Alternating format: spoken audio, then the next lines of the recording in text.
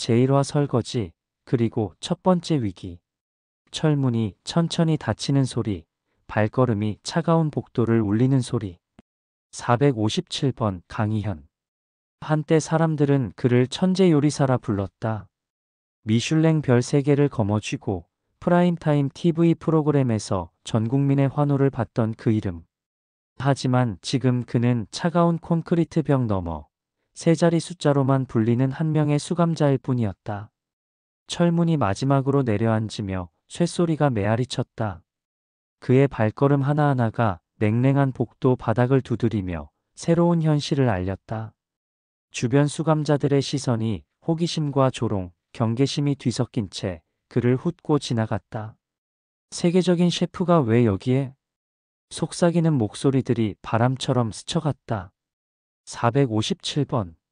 이제 이 3자리 숫자가 그의 전부였다. 화려했던 조리대, 박수갈채, 미슐랭 가이드의 찬사. 모든 것이 사라지고 남은 건 이 차가운 번호뿐이었다. 하지만 그의 마음속에는 숫자보다 더 깊은 상처가 자리하고 있었다. 믿었던 사람에게 받은 배신의 칼날이 아직도 가슴 깊숙이 박힌 채였다. 10년 전 포장마차 거리의 생생한 소음들. 강희현의 요리 인생은 강남의 한 모퉁이 2평도 채 안 되는 작은 포장마차에서 시작되었다. 형광등 하나가 전부였던 그 작은 공간에서 그는 요리의 진정한 의미를 깨달았다. 지글지글 기름이 튀는 소리, 도마 위에서 리드미컬하게 울리는 칼질 소리, 그리고 손님들의 만족스러운 탄성. 이 모든 것이 그에게는 하나의 교향곡이었다.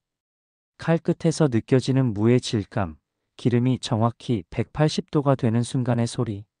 혼자 중얼거리며 그는 매일 새벽 4시에 일어나 시장에서 재료를 직접 골랐다.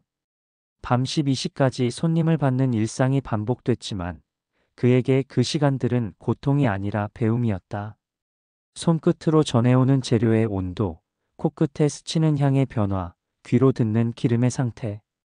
모든 감각이 예민해지며 요리사로서의 기초를 다져갔다. 성공은 예상보다 빠르게 찾아왔다. 포장마차에서 시작된 그의 요리는 사람들의 입소문을 타고 퍼져나갔고 작은 식당을 거쳐 고급 레스토랑까지 이어졌다. 미슐랭 별 3개, 각종 요리 프로그램 출연, 언론의 집중 조명. 모든 것이 꿈만 같았다.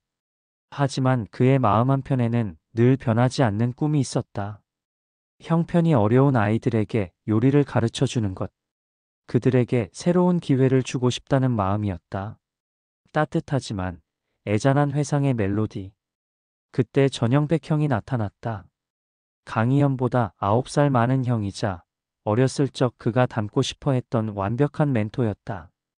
카이스트를 졸업하고 금융권에서 성공한 엘리트.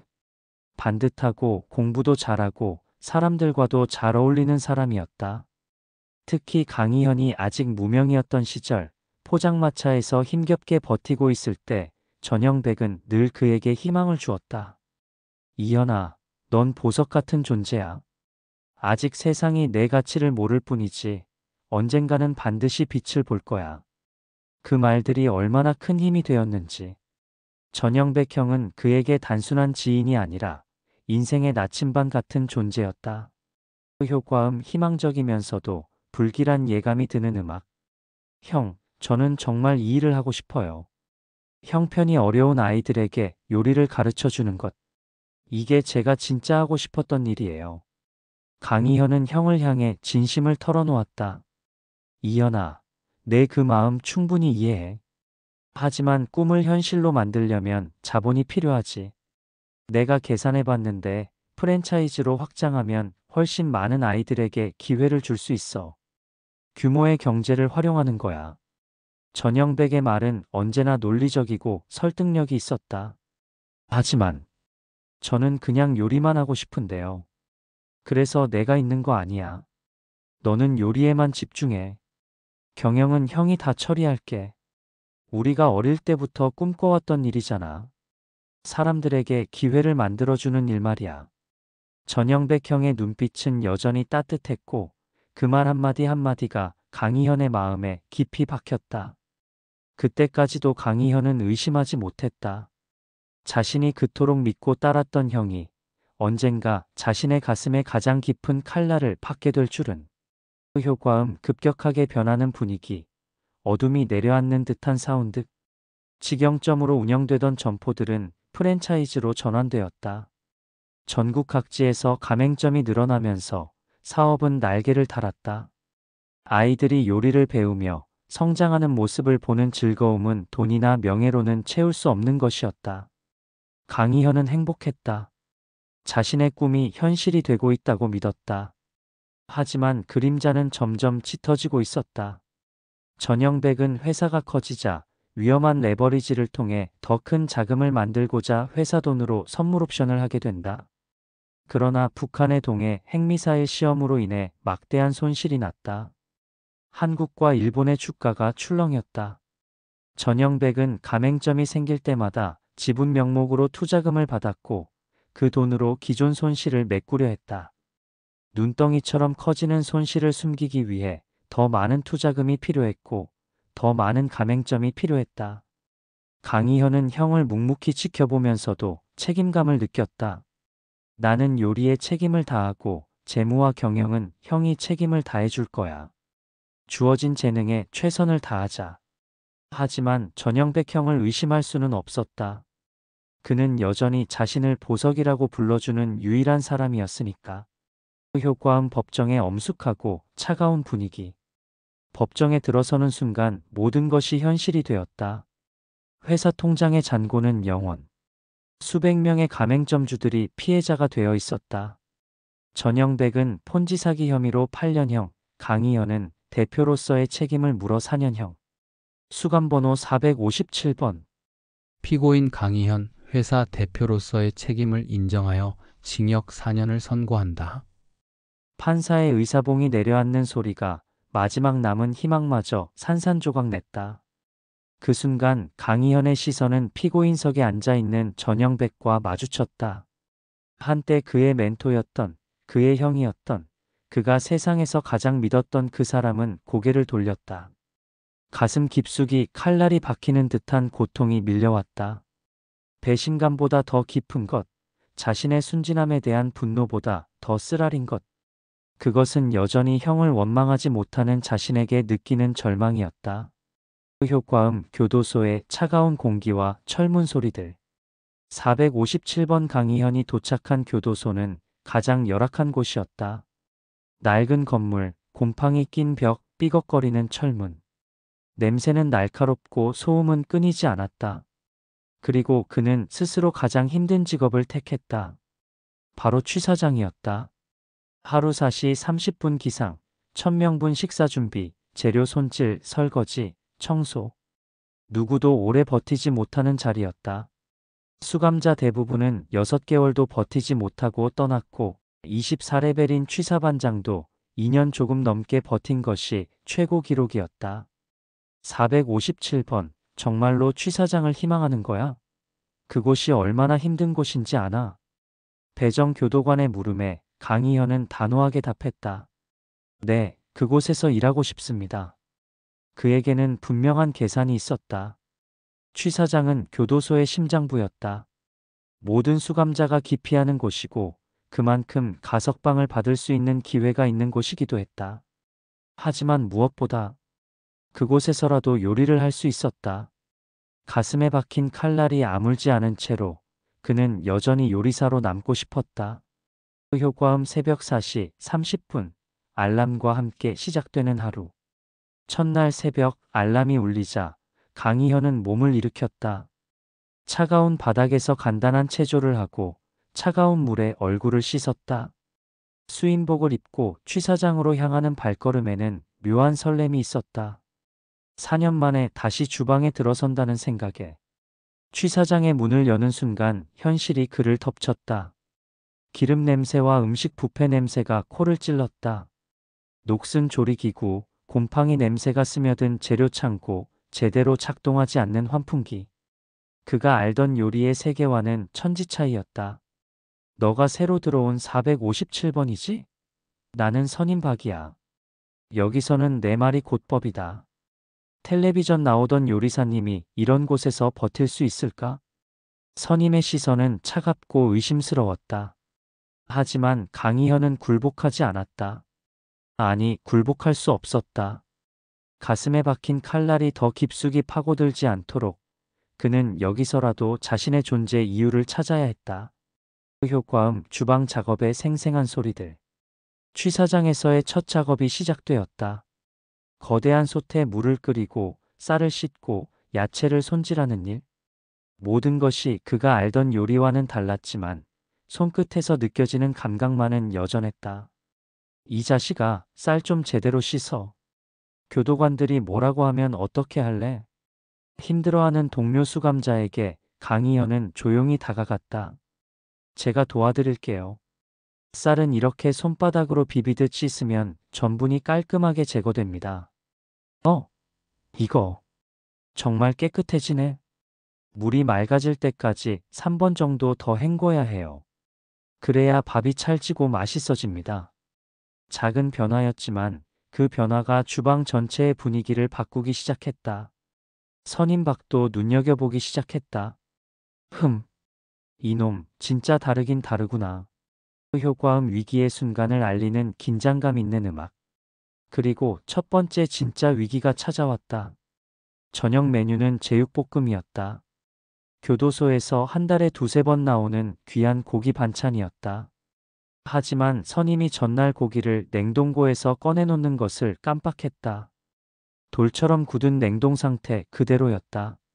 아, 망했다. 제육볶음용 고기를 어제 냉동고에서 안 뺐어. 선임박의 당황한 목소리에 취사장 전체가 긴장했다. 수감자들은 숨죽이며 상황을 지켜봤다. 고기가 나오지 않으면 불만이 폭발할 수 있었다. 교도소에서 고기는 단순한 음식이 아니라 희망 같은 것이었으니까. 뜨거운 물에 담가서 급하게 해동시켜야겠어. 다른 방법이 없어. 선임님, 잠깐만요. 강희현이 조용히 말을 건넸다. 뭔데? 지금 급한데. 급하게 해동시키면 고기가 질겨지고 맛이 없어져요. 다른 방법이 있습니다. 모든 시선이 강희현에게 집중되었다. 그의 가슴에서는 여전히 칼날이 쑤셨지만 이 순간만큼은 그 모든 고통을 잊을 수 있었다. 그는 여전히 요리사였으니까. 남은 야채와 식용유를 이용해서 야채고기 튀김을 만드는 겁니다.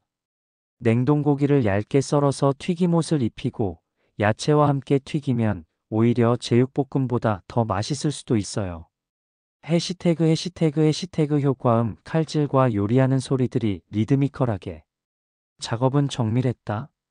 박선임의 지시하에 동료 수감자들이 움직였다. 칼로 고기를 균등하게 썰고 야채를 채썰기로 자르고 튀김옷을 만들었다. 기름이 끓고 재료들이 황금빛으로 변해가는 모습을 보며 강희현은 오랜만에 진짜 요리를 하고 있다는 느낌을 받았다. 칼질이 정말 다르네. 이렇게 균등하게 썰어지다니. 누가 신입한테 칼을 쥐어주게 해. 취사반장의 호통 소리가 나왔다. 얼른 강희현은 설거지통으로 이동을 했다. 박선임은 찡긋 미안하다는 표정으로 강희현을 바라봤다. 그리고 강희현이 가르쳐준 방법대로 야채조는 고기를 썰기 시작했다. 튀김옷은 밀가루와 전분을 7대3 비율로 섞고 찬물을 넣어서 덩어리지지 않게. 기름 온도는 170도 정도가 적당해요 라고 강희현은 눈치를 보며 귀뜸했다. 기름에 재료를 넣자 지글지글 소리와 함께 고소한 향이 취사장을 가득 채웠다. 긴장은 기대와 환호로 바뀌었다. 색깔을 보세요. 황금빛이 돌면 바로 건져야 해요. 1초만 늦어도 타버립니다. 노릇노릇 튀겨진 야채와 고기. 주방에 퍼진 고소한 향기에 모든 이들의 눈빛이 달라졌다. 수감자들은 한 달 만에 고기 반찬에 대한 기대로 가슴이 설렜고 심지어 교도관까지 맛을 보러 왔다. 이게 정말 교도소 음식이야? 맛이 어떻게 이렇게? 불만과 불평은 사라지고 취사장은 짧지만 강렬한 평화로 가득 찼다. 효과음 설거지하는 물소리, 평온하면서도 뿌듯한 분위기. 끝나고 설거지 시간이 왔다. 물과 거친 수세미, 기름이 묻은 그릇들. 강희현은 묵묵히 자신의 일을 계속했다. 선임박이 다가왔다. 레벨 13인 그가 신입에게 먼저 말을 거는 것은 이례적인 일이었다.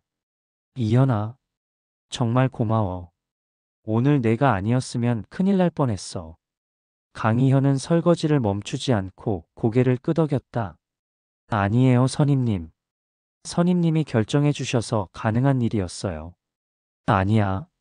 내가 방법을 알려줬으니까 가능했던 거지. 내가 여기서 1년 정도 됐는데. 이런 위기는 처음이야. 그런데 내가 해결책을 제시해줘서. 선임의 목소리에는 진심이 담겨 있었다. 우리가 함께한 일이에요.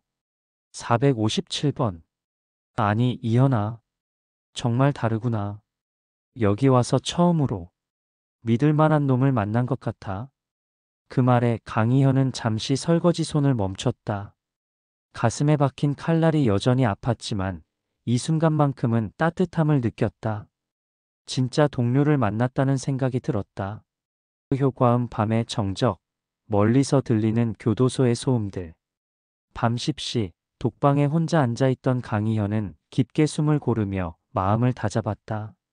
첫날이 끝났다. 생각보다 나쁘지 않았다. 아니, 오히려 뭔가 의미를 찾은 것 같았다. 가슴에 박힌 칼날은 여전히 아팠다.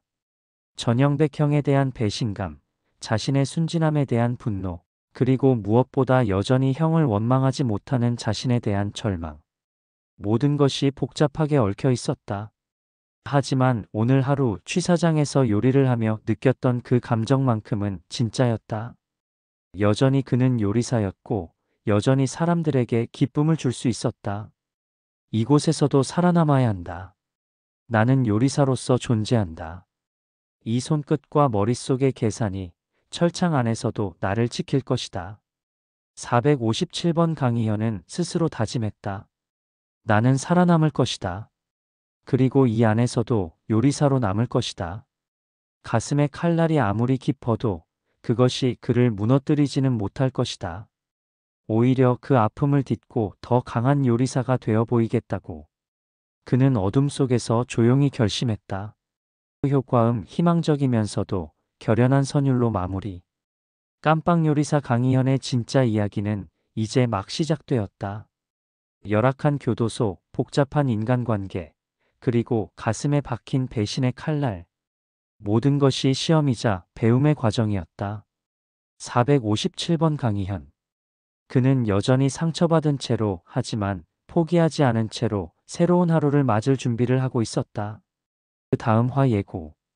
다음 이야기에서는 강희현이 교도소 내 세력 다툼에 휘말리게 되고 그가 만든 음식 때문에 예상치 못한 위기에 처하게 됩니다. 그리고 아내로부터 온 편지 한 통이 그의 마음에 또 다른 파문을 일으키게 되는데요. 과연 강희현은 이 모든 시련을 극복하고 진정한 깜빵 요리사로 거듭날 수 있을까요?